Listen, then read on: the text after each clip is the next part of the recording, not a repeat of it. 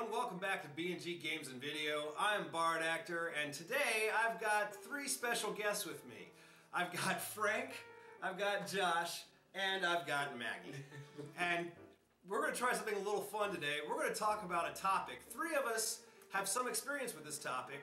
One of us has no experience with this topic. They did a little Googling before we started, and so they're hopefully going to be able to keep up. But we'll soon find out. Today's topic is Dungeons and Dragons. So without any further ado, let's talk about the versions, okay? I mean, when we first came, we now have a 5.0 coming out, right? The last time I played, I think, was with the 3.5 version. Okay. What was the last time you guys played? Well, most recently I played Pathfinder, which is based on the 3.5 open gaming license rules. Okay. I played 4th edition. 4th edition? Yeah, I played it almost up until current, because I think they're calling it D&D Next, the 5th edition. Okay. So I think that actually comes out, or came out this month sometime, or right around this time. Yeah. Big rollout. What about you, Maggie? I'm the one that did the Googling. I did, however, once use AOL 4.0. Oh, okay. That was really exciting. The little guy carried the letter across the screen. That's great. That's We great. won't hold that against you. No. So let's now talk alignments. Yes. All right. What is your favorite alignment to play, and what do you think is the most difficult alignment to play? I think, for me, my favorite to play is Chaotic Good. Because you can get away with a lot. You still have a sense of, what's right. You still want to help people when you can, but you're not bound to any law. You're really, you do good more by chance than sometimes than actually like seeking it out. And you are not necessarily a do-gooder, but you won't hesitate from helping a person out either. Sort of like Mal from Firefly. Yeah, exactly. Okay, right. Something like that. How about you, Frank? I tend more towards the neutral alignments, actually. Neutral good, true neutral, or even neutral evil, depending on the campaign. Okay. The chaotic ones are fun because they tend to be played with a certain type of unpredictability about them. But the thing that I like about neutral is you can fit, I think, a much wider range of stuff under that umbrella, and you can really mess with other people that way. Well, yeah, because the idea is you got to keep it neutral. So you have to keep the balance going the entire time. If something good happens, you have to do something bad to balance it out. Yeah, right. So, what about you? Well, I just don't understand why y'all just can't get along. When you're given an entire fantasy world in which, to live, why fight? I mean, imagine the things you could come up with if you all just worked together. You know as well as I do that drama comes out of conflict. Exactly. Sure, yes, that is true. I mean, one of the life with all the dull bits cut out. one of the toughest alignments I've ever had to play is lawful good, because that you're the goody two shoes. You got to abide by the law at all times, and you've got to be good. Yeah. But if you're in a campaign with a bunch of thieves who are chaotic good, they steal something, even if it's good, you got to report it to the law. Sure. That's why paladins are so hard to play, because they have to be lawful good. And I have played a paladin before, and it is not fun when you're up against halfling, thieves. Yeah, I think lawful, any one, the good, neutral, or evil are just harder to play. Lawful neutral is even harder because you have no idea what you're... She has no idea right now. Taking it all in. All right. It's all right. Maggie's neutral so good. I'm thinking that her alignment is neutral good.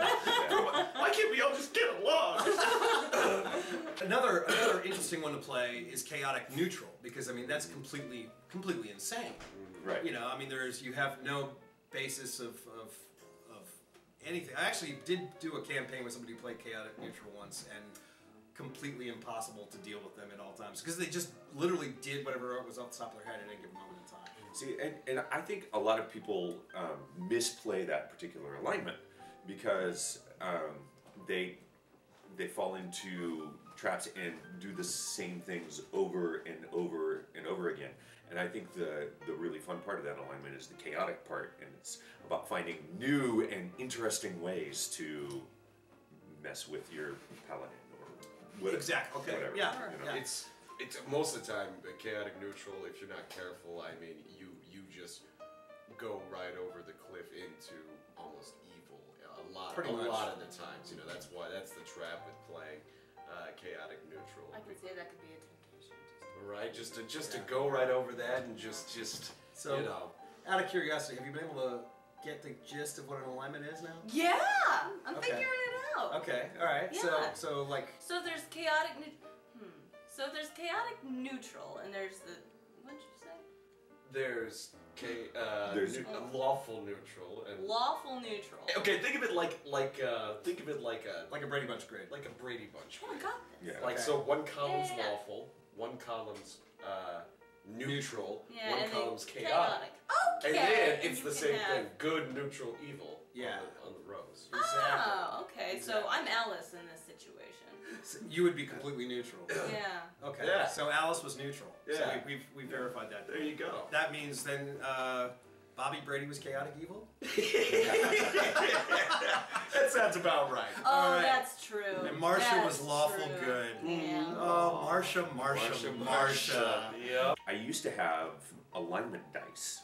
Really? And so you could play, like, totally randomize what you were playing, and it had 2 dice, and you roll, and then that's whatever your character was. If you get the opportunity to play that way, I think it's a lot more fun because it breaks you out of your habits, Okay. and you end up with weird combinations like lawful. So you rolled it at any given moment in time, Well, or you rolled it as part of the character creation?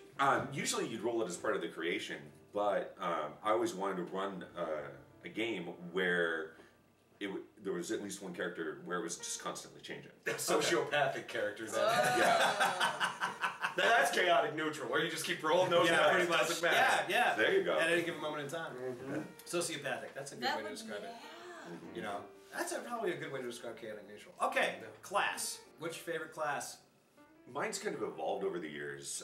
When I first started playing, I was pretty much fighter all the way, just bare bones fighter. And I started in version 1, so there weren't prestige classes and epic classes and that kind of stuff. It's very basic, like 4 or 5 classes. Right. Yeah. And then I evolved into dual class with fighter thief. And the last couple of years, I've moved into magic users. Particularly in Pathfinder, I really like playing clerics because they've got some adjustments to the clerics that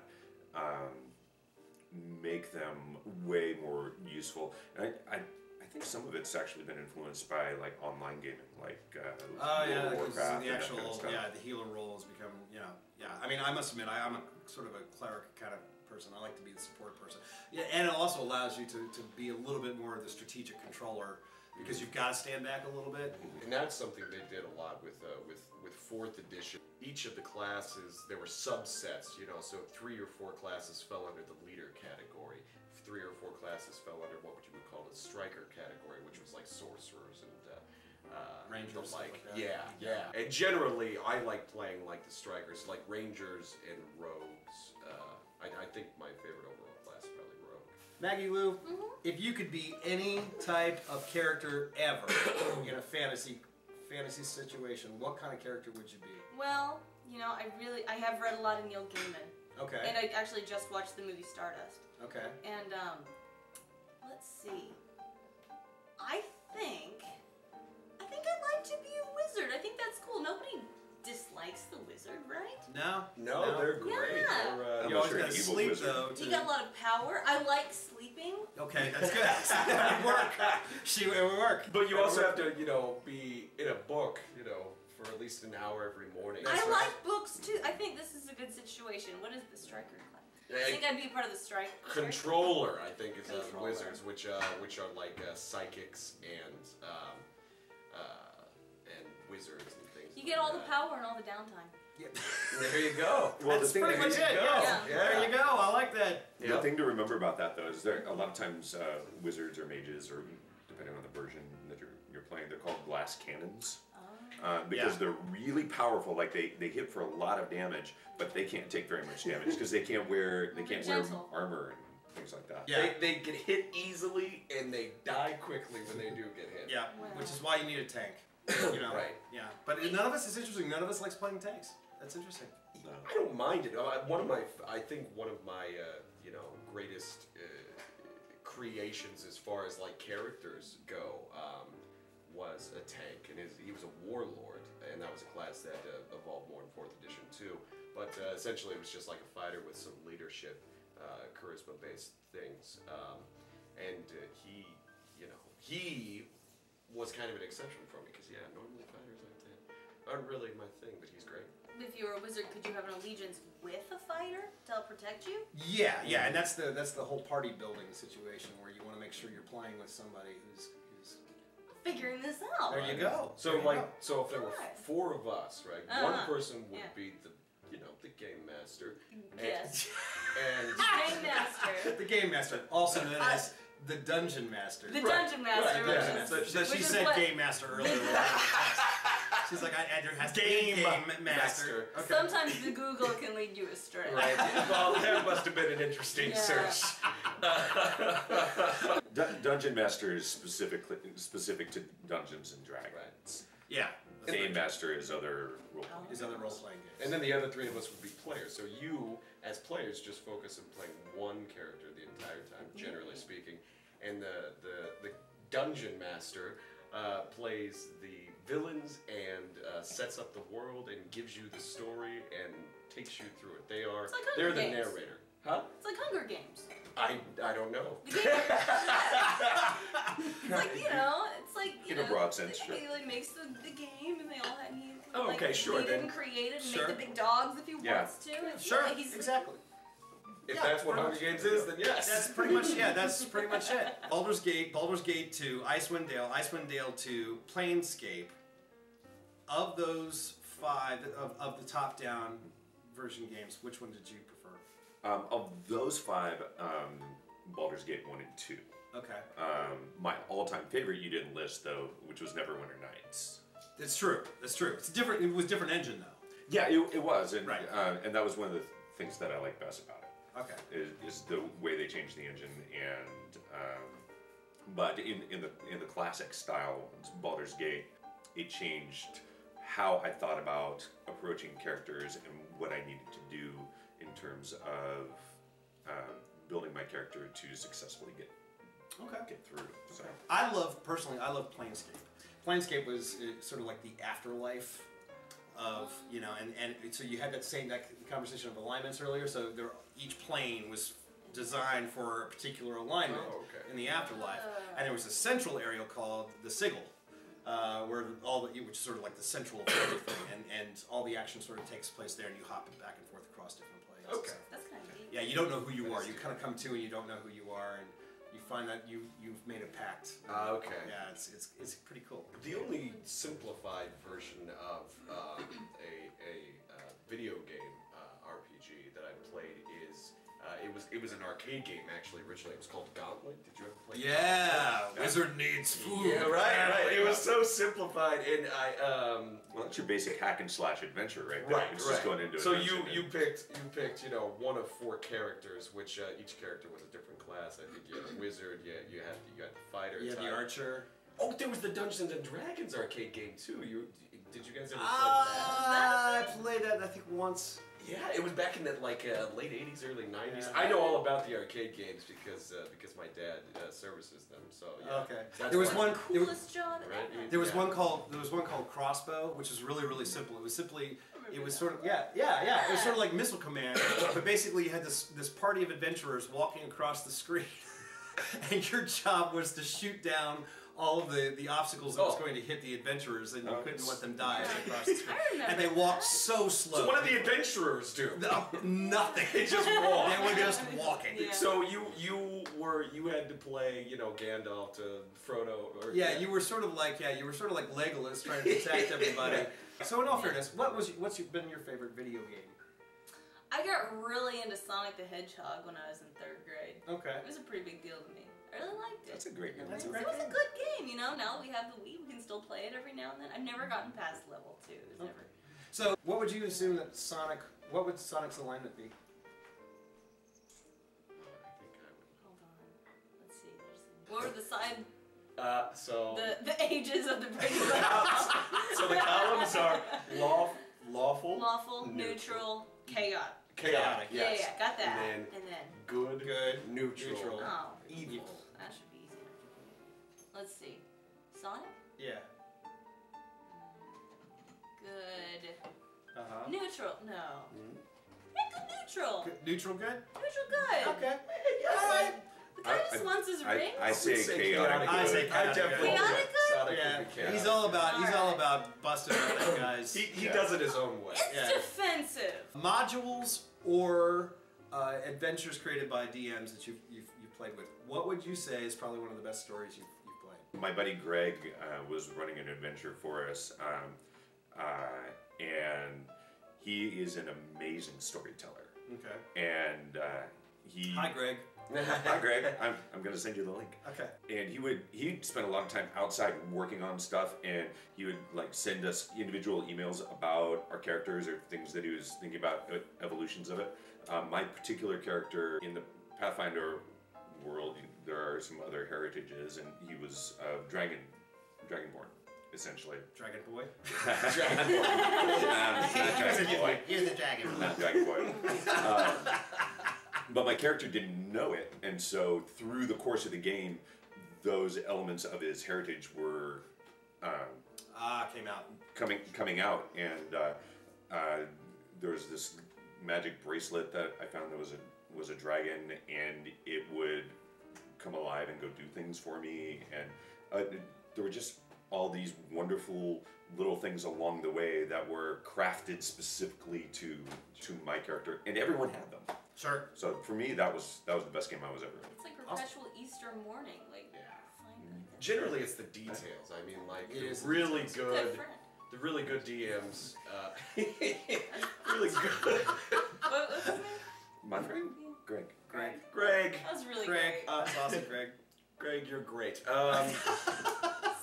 But yeah, I think that's what really separates like decent, good DMs from like the really great ones are like the detail-oriented people that actually spend lots of time outside of the game, working on just little elements of the story.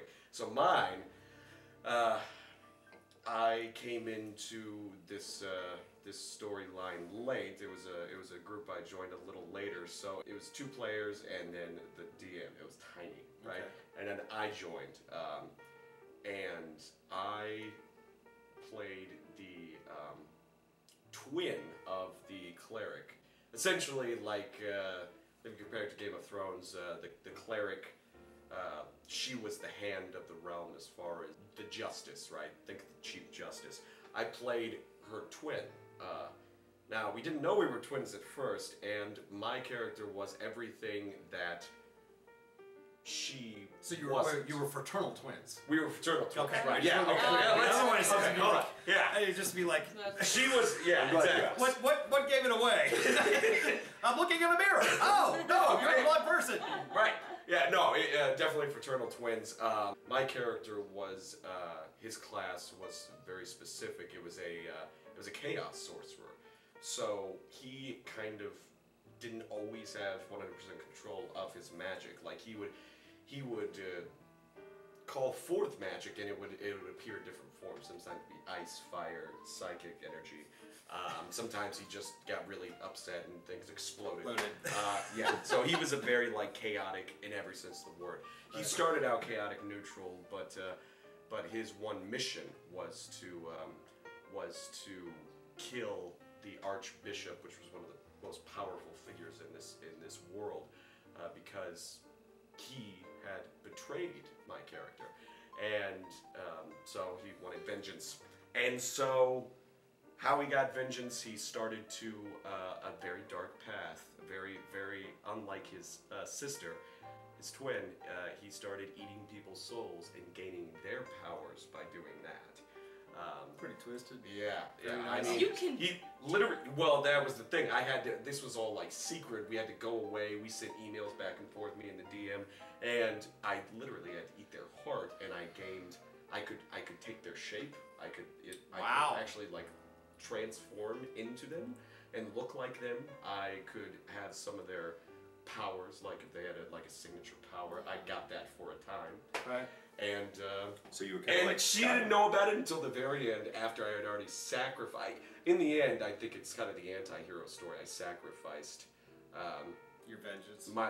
myself for essentially for the sake of killing the Archbishop. Oh, that's cool. Yeah. Wow. Our Avery Clark, who used to has performed with. Oh, hi, John. Hi, Jonathan. Hi, That's the Jonathan. GM. Jonathan. Jonathan, you're Yeah, awesome. he's great. Avery Clark was my DM, and he. This is probably one of the, I jumped in a little bit. Originally, my character was an NPC, and I was like, they were like, "Oh, you can play." But it was really interesting storyline. They all kind of woke up at the base of this epic battlefield with dead bodies lying around, and we all had to, so we went south and tried to figure out, a couple of small little module kind of things we encountered. But the idea was to figure out who the hell we were and what's going on. So it turns out, because we finally find out that in a nutshell, we were the bad guys. Okay, but we were the bad guys for. We were different people now, and so we had to go back in time to stop ourselves from creating this cataclysmic event. All right, so we get thrown back, and I'll never forget. We accidentally killed me, the old me. So I had to keep doing like a wisdom check, like literally every turn to make sure. Otherwise, my wisdom would drop until finally I disappeared. So the idea was like Marty McFly. I had to keep focusing. Right. Otherwise, I was going to fade out of existence. And right towards the very, very end, I finally blinked out. It was pretty cool to find out that we were the bad people, after hunting around all that time. Yeah, so Avery, you're awesome. You're awesome. I see why people get into this. Like your story's like 12th Night, Tempest, and Frozen all rolled into one. Yeah, pretty much. Pretty much. And a really good DM, in my opinion, is somebody who could also keep the dice rolling but keep the talking going. Mm-hmm. So they can do the whole checks. Sure. It's that one DM that goes, "You want to do that? All right, a second." Right. And it's like, what? So hold on. So all this emailing back and forth with like the gifts and the the soul. Yeah. Things. Is that legal? Yeah. It seems kind of like cheating. One of the best parts I love is when a party gets split up. Mm-hmm. You actually have to go into different. Divide? Yeah. Well, like if for some reason we were playing a party and the two of you went off somewhere and we went off somewhere, the DM would then make us physically split up so we couldn't talk. Because we It's didn't like know Survivor. Yeah. It's great. Yeah. acting on knowledge your character doesn't have is called going meta in the game, because you're it's like on stage the actor knows things that the character doesn't know, but you can't use that stuff, and so the easiest way to keep you from knowing stuff you're not supposed to know is to send you into the other room. Yeah. Best intro ever was Giles Davis. From Cincinnati Shakespeare Company. He was like, "Who wants to play D&D?" And everyone was like, "Yeah, I'll give it a shot." So we had like 12 people. All right, Jesus, 12 that's people. a huge So party. Giles we spent an entire night just character creation, and then the next night was literally Giles split us up throughout the entire house, and he kept running back and forth, between all of us as talking us slowly together into coalescing into a group. Until it was like 6 of us on either side, and it's like, some of us were in a boat fighting something off, and another group was off on the shore going, "Well, should we do anything? I don't know if we should do anything." That's awesome. And he finally got us all together, but 12 people is too much. That's a lot. That's a lot. Too much. You All could right. have used just an I think assistant the or most something. I've played with is like 9, and that was a lot. That's a lot. The ideal is like 4 to 6 players. 4 to and 6 then a players. DM. My old group was about 6 players most Yeah. of the time. Yeah. All right, real fast. Favorite module? Do you? I don't think I have one. I really like. I have generally almost always played original stories. Like Okay. just with my group back in my hometown, they were creative enough individuals that they came up with their own stuff 90% of the time. Actually, my friend wrote a module and it has been released. Awesome. He's been published. Yeah. Okay. Mike. Hey, Mike. And I think his was called. It was really good. It was called. He's gonna hate me for not remembering this. Sorry, Mike. It's like, I want to say Gray something, but anyway, I'm sure we'll post it in the comments below. Sure. I've actually played very few modules as well. The last one I played when I was back home visiting, I sat in for a couple sessions, and it turns out they were playing a module that a friend of mine wrote. That's one of the things that he does. He's a writer, and he writes modules. but I never got to finish that one. So I've never played a module all the way through. I've run modules, but I always end up modifying them. Yeah, well, Shooting modules them. are usually modules are basically mini campaigns that you can insert into the overall storyline you're trying to tell with the group.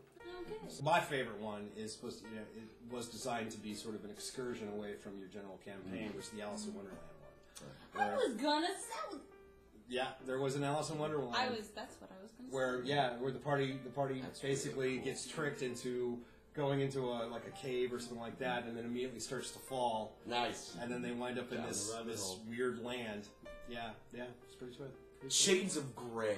There we go. Module, I think. Shades of Grey. And if By that's, who? Jonathan? No, this is by Michael R. Proto, I believe it's, Michael R. Proto. Well, Maggie, have you learned a lot? I've learned a lot. Would it be something now that you say that you would play? I think I might. It's I've gathered that the game master can create this beautiful world with lots of stories from literature, which I like. Sure. Kind of put in on top, and you can give gifts to your friends, without actually spending a lot of money. Yeah. Oh, that's cool. That's good. That's very true. That's good. And you can keep in touch with friends from home that maybe you don't Right. get to see every day. You can also, crush your friends' dreams by killing off their characters. Yeah. And eating their souls. Yeah, and eating their souls. Well, Yeah. That's true. The classic, the chick tracts. You familiar with those? The little religious books. They're like this big, and people hand them out. And there's a D&D one in it of those, and in it the kid's character named Blackleaf gets killed, and the kid is so distraught that he ends up killing himself. And that's the chick tract that shows the dangers of playing D&D. There was real fast, Yeah. We're just gonna wrap this up. But there was I'll never forget, there was a Mazes and Monsters, that's the movie it was called. It was a made-for-TV movie with Tom Hanks.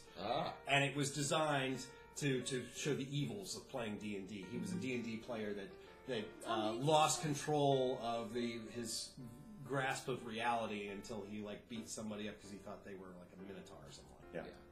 Well, it's... Oh, this is way back. This is before Tom Hanks was Tom Hanks. This is like pre-bosom buddy Tom Hanks. Yeah, it was long time ago. Yeah, so. Because D&D has been around since 1974. And with that, we'll wrap this episode up. Frank, thanks so much for stopping by. Absolutely. Josh, it was great to have you here. Maggie, Anytime. wonderful job. Thank you. I am Bard Actor, a.k.a. Nick Rose, and take care, everybody.